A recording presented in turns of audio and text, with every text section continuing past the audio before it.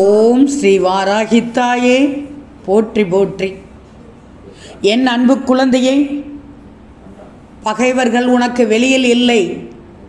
பலவீனமான எண்ணங்கள் தான் உண்மையான உன் எதிரிகள். அறிவு ஒன்றே ஒன்றுதான் பயத்தை முறிக்கும் அரிய மருந்து. எனவே உன் அறிவை வளர்த்து கொண்டால் எல்லா விதமான பயங்களும் அகன்றுவிடும்.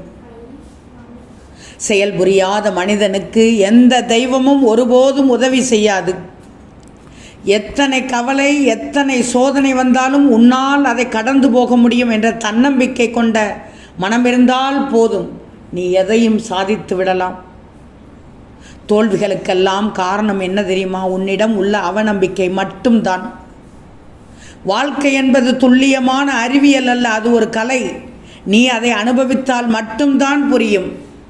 யோசித்து ஒரு செயலை செய்யும்போது செவிடனாக மாறிவிடு. ஏன்னா முதலில் உற்சாகமான சொற்களை விட கேலி சொற்கள் தான் அதிகம் இருக்கும்.